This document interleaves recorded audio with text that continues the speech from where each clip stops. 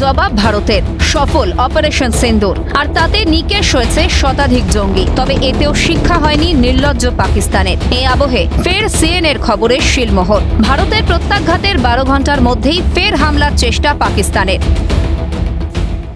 সিএনএর সেই খবরে শিলমোহর। আমরা জানিয়েছিলাম সর্বপ্রথম যে 12 ঘন্টার মধ্যেই পাকিস্তান ফের হামলার চেষ্টা করবে। পাকিস্তান মুখে এক কথা বলছে, কর্মক্ষেত্রে সম্পূর্ণ অন্যরকম, এবং সেই ছবিটাই পরিষ্কার হচ্ছে। ফের 12 ঘন্টার মধ্যেই পাকিস্তান হামলার চেষ্টা চালিয়েছে। জানা যায়, বুধবার রাতে জাতির উদ্দেশ্যে ভাষণ দেন পাক প্রধানমন্ত্রী শাহবাজ শরীফ, আর তারপরেই পাক প্রধানমন্ত্রী সচিব রানা সানাউল্লাহ জানান, ভারত কোনো প্রত্যাঘাত না করলে আমরাও আর কোনো আক্রমণে যাব না। वो करेंगे तो उसका फिर इससे भी ज्यादा मुंह तोड़ जवाब। और अगर देखें अगर वो नहीं करेंगे तो इसके ऊपर एक जिम्मेदार स्टेट के तौर पे गवर्नमेंट की भी और आर्मी चीफ की ये कमिटमेंट है। हमने दुनिया से ये कहा है कि अगर वो कार्रवाई ना करें या वो कोई एक्शन ना लें या वो कोई दरअंदाजी ना करे तो हमारी तरफ से कोई ऐसी गैर जिम्मेदाराना बात जो है वो नहीं हो। যদিও পাকিস্তানের কথা এবং কাজে যে কোনো মিল নেই তা বারে বারেই প্রমাণিত। জানা যায়, বুধবার রাতেই পাক সেনাপ্রধানের নির্দেশে পাকিস্তানের শিয়ালকোট থেকে ভারতের পাঞ্জাব প্রদেশ ও তার সংলগ্ন অংশকে লক্ষ্য করে গোলাবর্ষণ করা হয়। পাল্টা জবাব দেয় ভারতও। আর ঠিক সেই সময় ফের সুইফট রিটর্টের চেষ্টা পাকিস্তানের। ভারতের পাল্টা প্রত্যাঘাতে কুপকাত 5টি পাক ফাইটার জেট, ঘটনায় মৃত 2 পাক পাইলট। ফের সুইফট রিটর্টের চেষ্টা।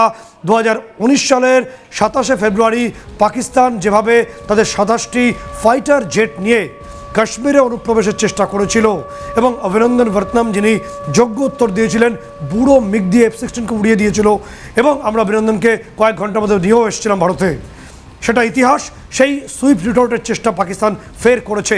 ফের আমরা দেখতে পাই যে একটা যে পাকিস্তান এয়ার ফ্লিট সেটা ভারতের দিকে আসছে। ভাটিন্ডা, গুজরানওয়ালা এবং এই অংশগুলো থেকে ভারতে অনুপ্রবেশের চেষ্টা করে। পাক পাঞ্জাব হয়ে, আমাদের পাঞ্জাব হয়ে ভারতে অনুপ্রবেশের চেষ্টা করে।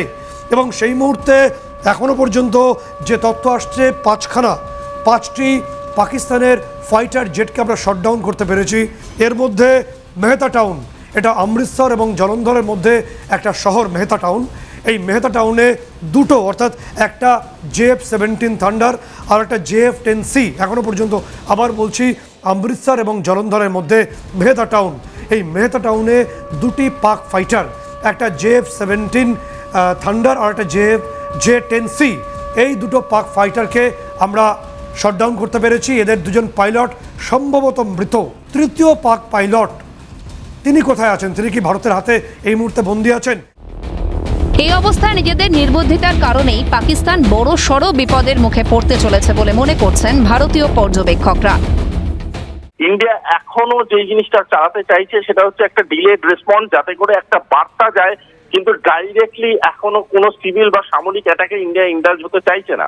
যদি পাকিস্তান এই প্রভোকেশনটা আজ, কাল বা আগামী 72 ঘন্টা, যেটা আমি গতকালও বহু চ্যানেলে বলেছি, আগামী 72 ঘন্টা যদি এই indulgence and provocation Pakistan continue করে, any moment from now India will directly hit Pakistan army, will directly hit সামরিক বাহিনী of Pakistan, এবং সেটা যদি হতে শুরু করে, I am telling you 7 থেকে 8 দিনের মধ্যে Pakistan will be in the state of surrender. স্বভাবতই প্রশ্ন উঠছে যে অপারেশন সিন্দুরের জেরে কি দিশেহারা পাকিস্তান? ফের সুইফট রিটর্টের চেষ্টা পাকিস্তানের। ভারতের পাল্টা প্রত্যাঘাতে কুপকাত 5 পাক যুদ্ধবিমান? প্রশ্ন ওয়াকিবহাল মহলের। সত্যজিৎ মুখোপাধ্যায়ের রিপোর্ট, ক্যালকাটা নিউজ।